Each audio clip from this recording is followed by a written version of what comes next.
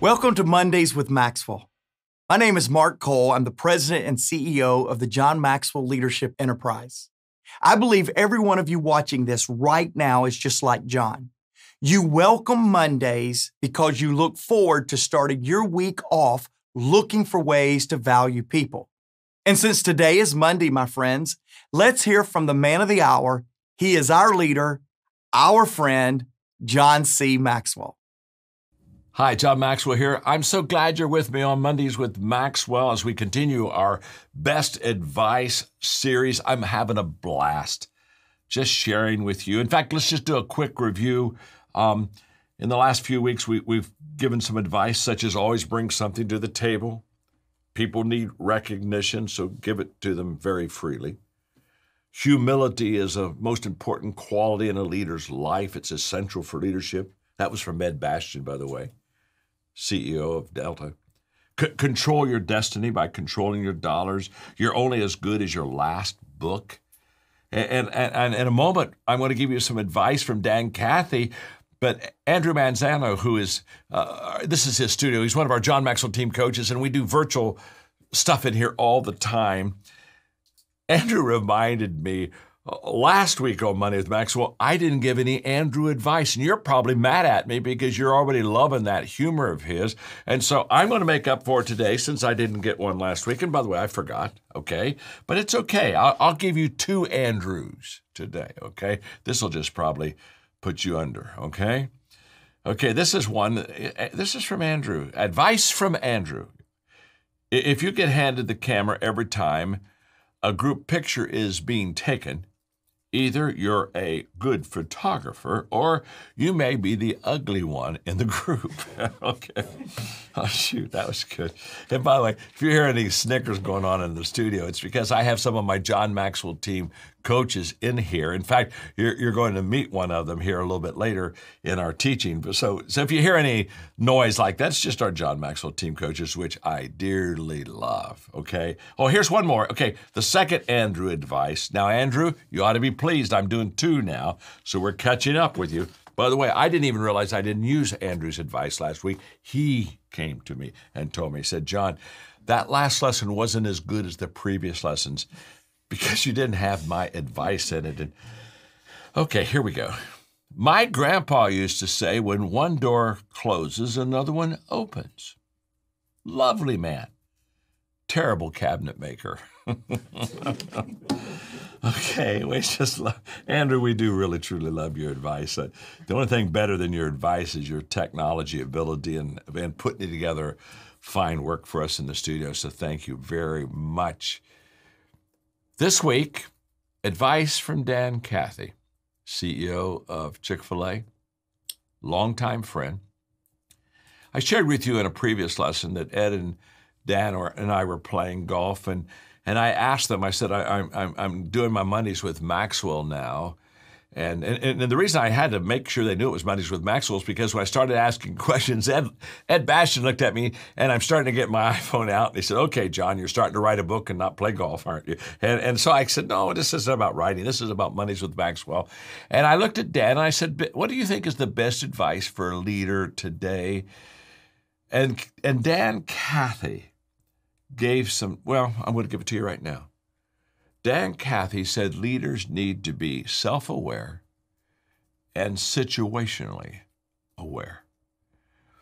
And so for a few holes on the golf course, I had a mentoring lesson and advice from a very good leader all about awareness, self-awareness and situational awareness. In fact, I came away from our time together and I went to a book that I wrote a few years ago called No Limits.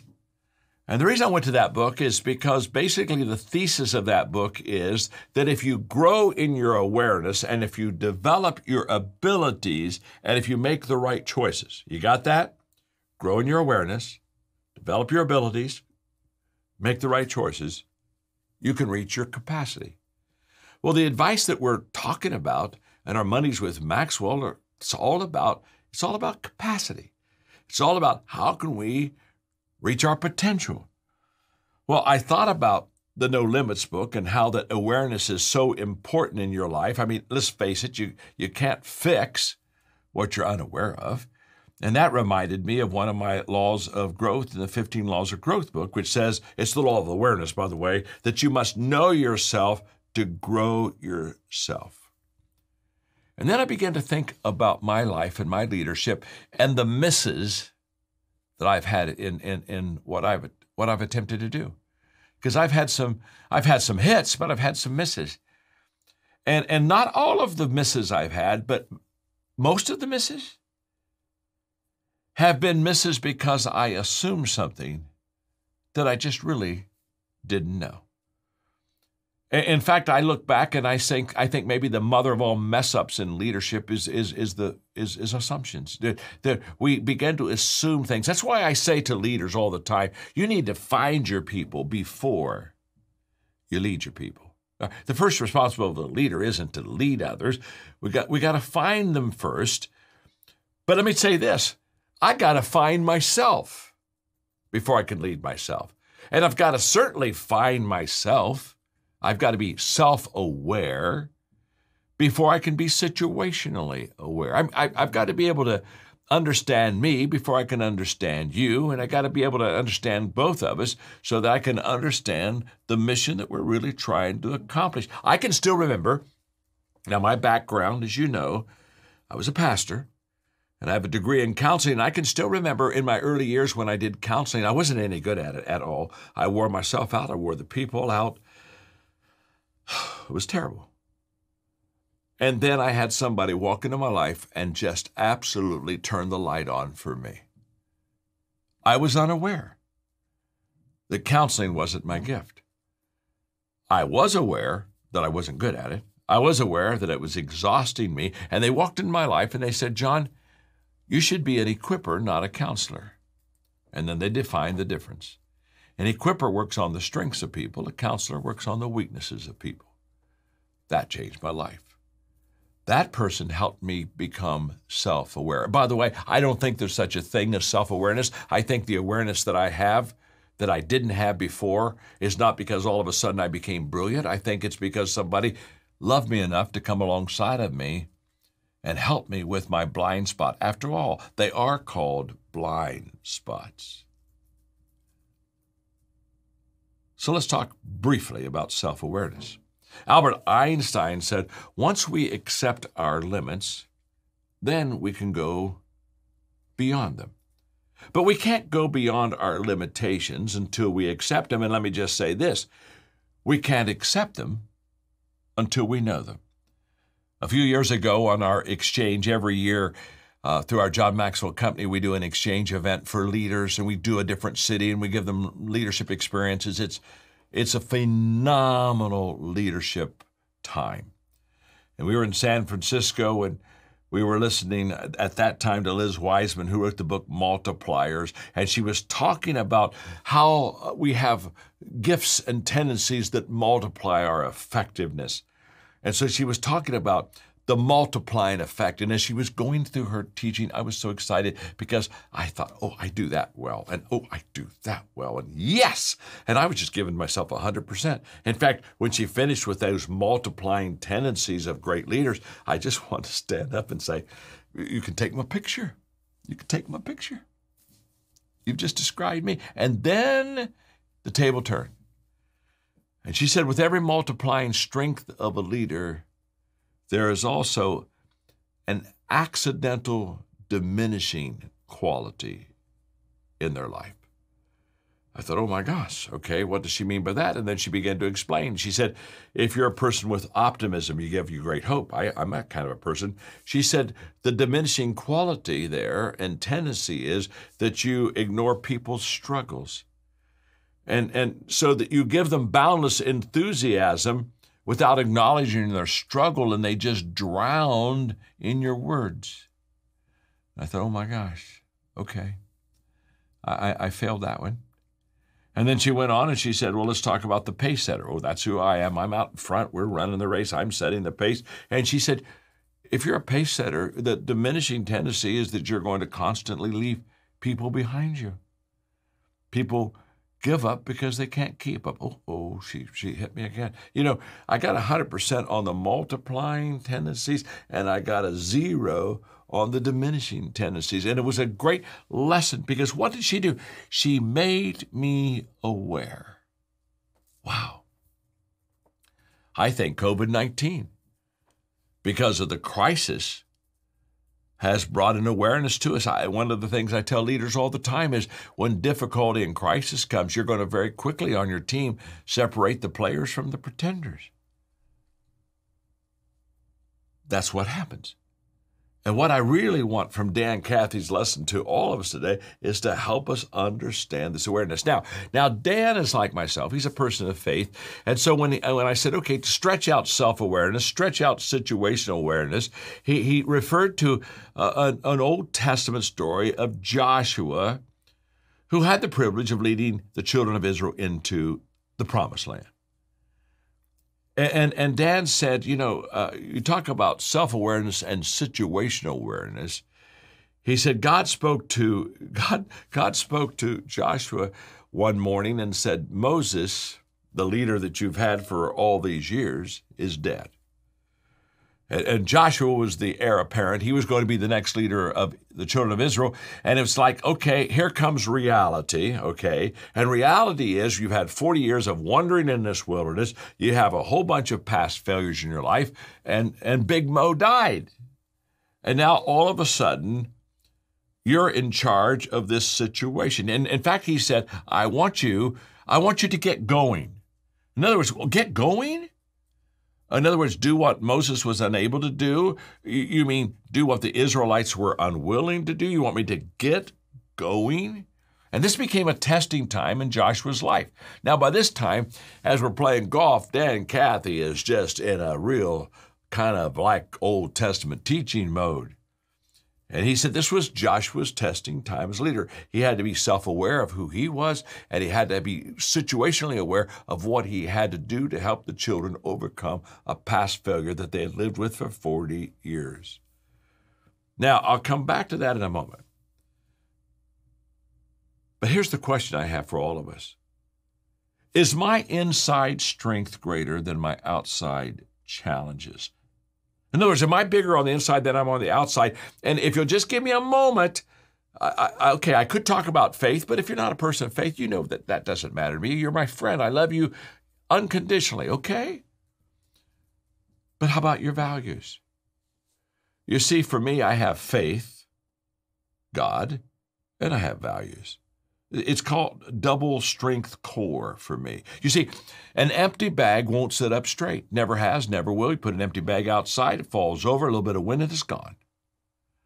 And people without values or faith, they have a tendency to be empty. And we need to be filled. And Dan said that day, Joshua needed to be filled. His bag needed to be filled so that he could have the self-awareness and the confidence to say, I can do this, and he can have the situational awareness to lead the children of Israel to say, we can do this. And so now, if you'll allow me, out of the message, I'm just quoting just a couple of things out of the Old Testament. These are the words of God to Joshua. I'll be with you. I won't give up on you. By the way, as I give you these words, just think how they must have filled Joshua on the inside. I'll be with you. I won't give up on you. I won't leave you. Strength, courage. You're going to lead this people to inherit the land that I promised to give their ancestors. Give it everything that you have, heart and soul. Have strength, have courage. Don't be timid. Don't get discouraged. God, your God, is with you every step of the way.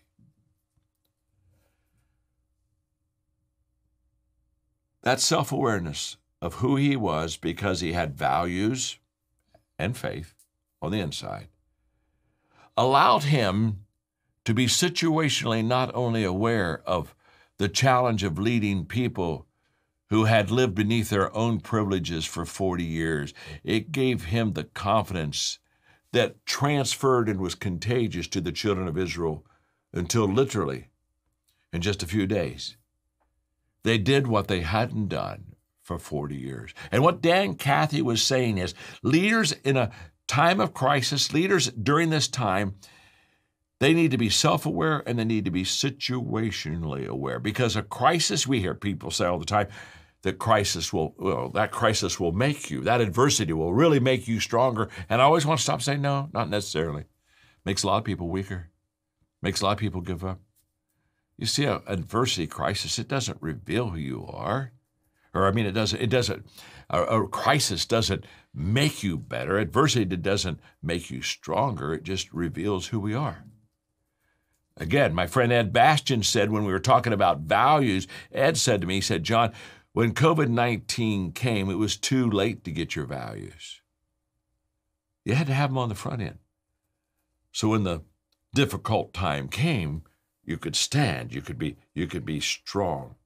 In other words, values on the inside have a way of showing up on the outside.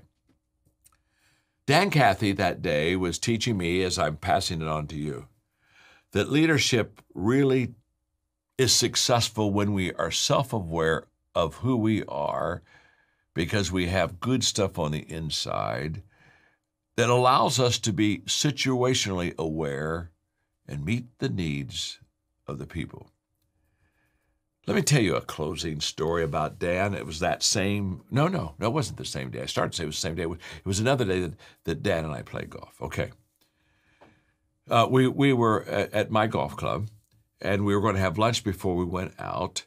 And so I took Dan over to a really nice buffet that they have every noon at lunch. And I said, we can order off the menu or you can have the buffet. He said, oh, this looks good. And so I said, well, go first. I mean, I'm the host, go first. And so he, filled his plate up and went over his table. And so now I'm going through the buffet, filling my plate up.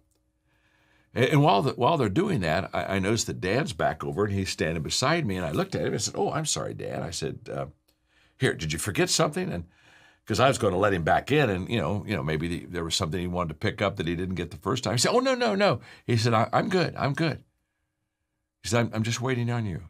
I said, "Okay, well, okay." And so when I filled my plate up, I turned around to just take it, walk it over to the table, and there's Dan with his hands out like this. And I just handed him the plate because that's what he wanted.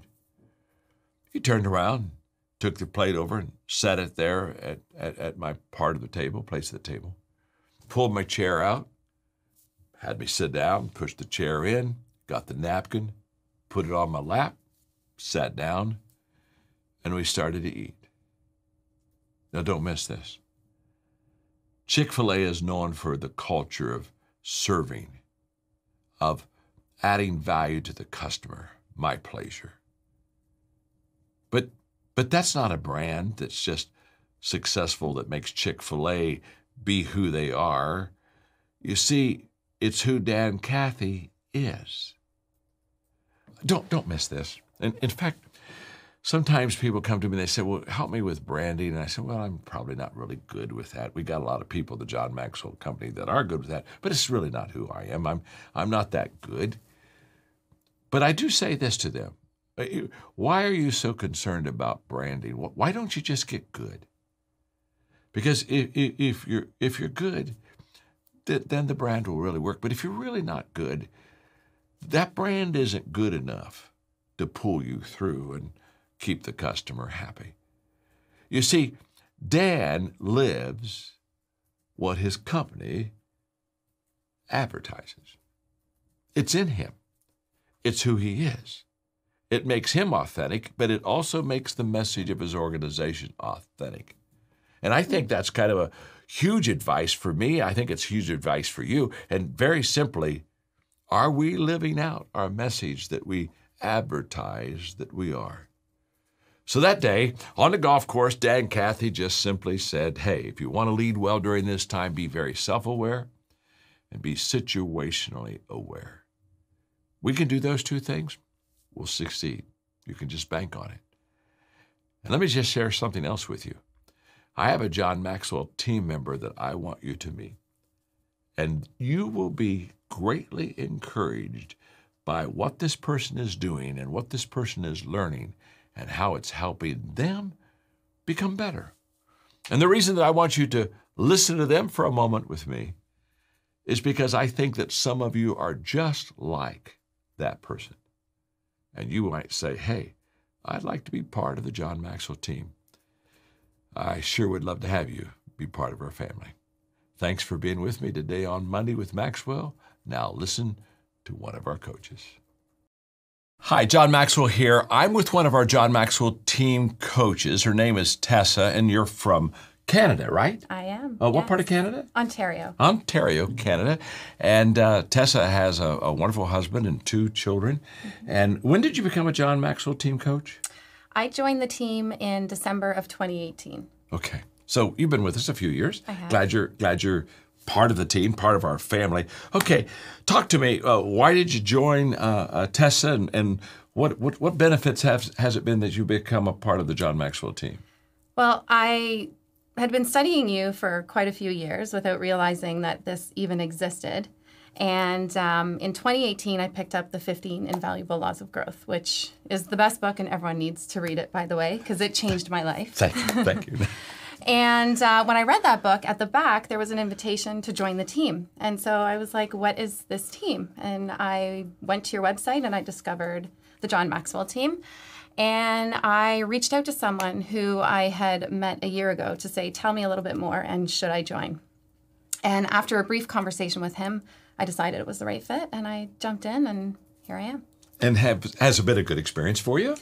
It has changed my life. I mean, when I say that, I'm not exaggerating. It completely changed my life. I, learned so much from you and from our mentors. And so I'm now, shifted my focus working with teams and organizations, which I've always wanted to do, but never had, the bravery to go and do it or the courage to go and do it. But the team allowed me to do that. And Tessa, you shared with me earlier that you're an entrepreneur and a business lady, and now you're full-time as a John Maxwell team member, and that means you're consulting with companies, right? I am, yeah. I was working mainly with entrepreneurs when I started. For about 6 years, I was doing that. And when I joined the team, I really wanted to work with leaders and organizations. And as I said, I just didn't feel like I was worthy or I was able to do that.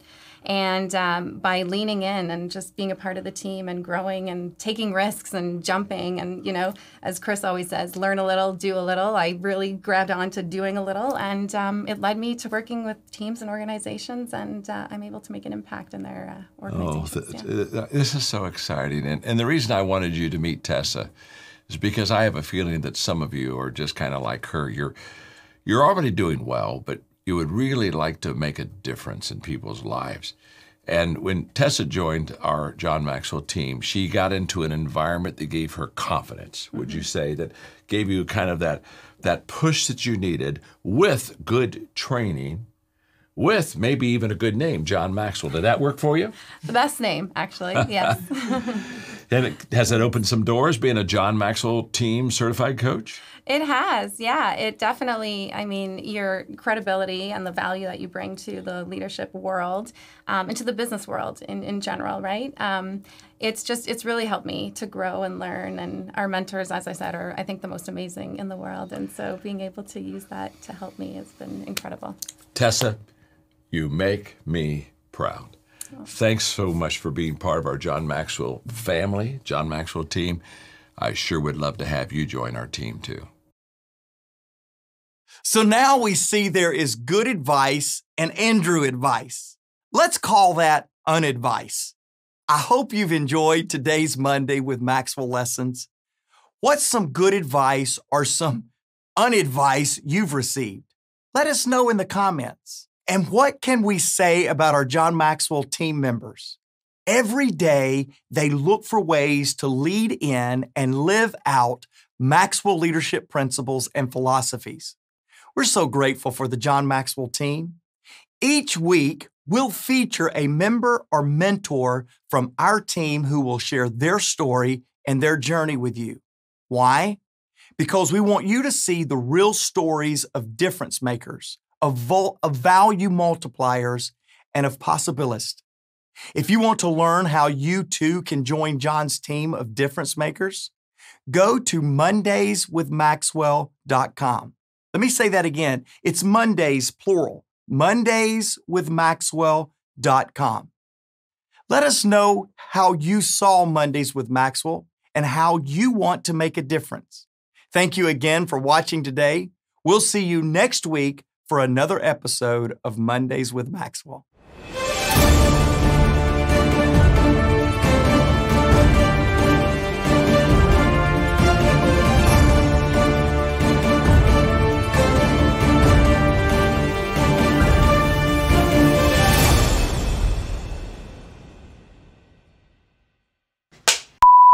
Andrew Manzango, of my wonderful friend, Andrew Manzango. Andrew Manzango, who is